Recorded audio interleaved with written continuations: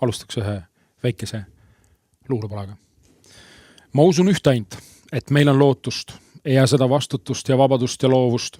Hea tegu pooldub, hea sõna noorkuu ja kui see kasvab õiges suunas, siis on hästi ju. Ei vajanuttu, ei taha hala, ma saan kõik, mis kahvli all kaunilt ära. Mis vale värvi sa puhka närvi, kes kurat tahaks tulla meile siia järgi. See on Eesti ju, üsna hämar kant.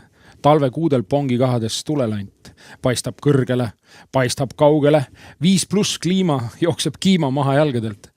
Talvel säetitud, suvel beebipuum, Pärnu rand ja päikseprillid ja kreemituub. Mis suvel sebitud, see talvel hooleta. Neid sõnu korda nüüd ja salvesta hoolega.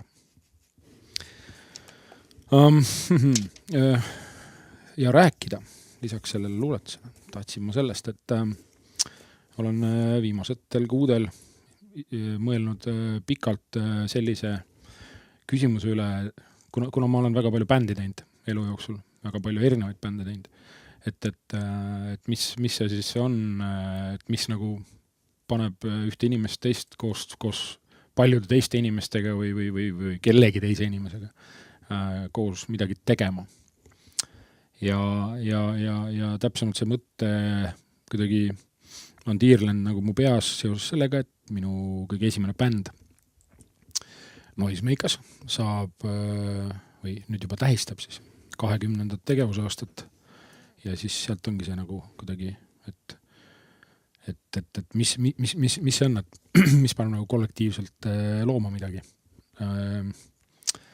Ja seda mõtet niimoodi veeretades olen ma jõudnud nagu päris erinevatele arusaamadele ja kindlasti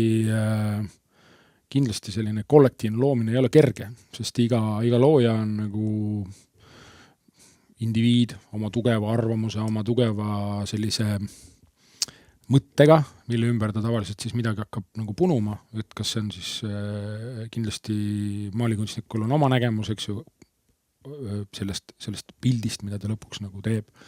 Skulptoril on jälle oma nägemus ja nii siis nagu muusikutel kindlasti on ka ühte asja isegi tehes nagu alati väga palju nagu sellist, et aga mina mõtlen nii ja ma arvan, et sellest peaks saama selline asi. Et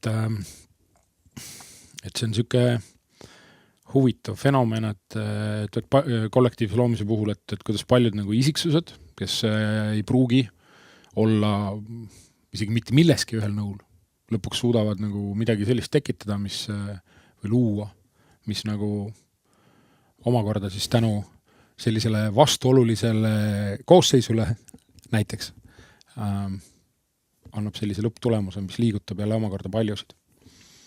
Et ja kuna see bändi puhul või bändi tegemise puhul, võid teha ühekordse projektina mingit asja, võid teha maalida, luuletada, laulda, komponeerida, mis iganes, eks ju, ühekordse projekti raames, aga just see, et kuidas nagu mingid asjad toimivad nagu pikas perspektiivis ja samas nagu lõppkokkuvõttes muutuvad nagu selliseks väga suureks osaks sinu elust. Sest vaatamata uhketele tiitlitele, mida härra Laaman siin mulle ette kleepis, ei arva ma seda, et ma oleksin selline kunstnik ja ka muusik. Ikkagi, vaid pigem ma olen selline kunsti- ja muusikahuviline, kellel on naiivsust jätkunud ka mingid asju nagu oma loominguks teha või kuidagi realiseerida ja oma loomingut teha ja võib-olla siis ka ülbust, arrogantsust. Aga kuna 3 minutit on tõsiselt lühike aeg, et seda kõike lahti arutada, siis ma arvan, et kõige ägedam oleks seda mõtisklust jätkata Noisemakersi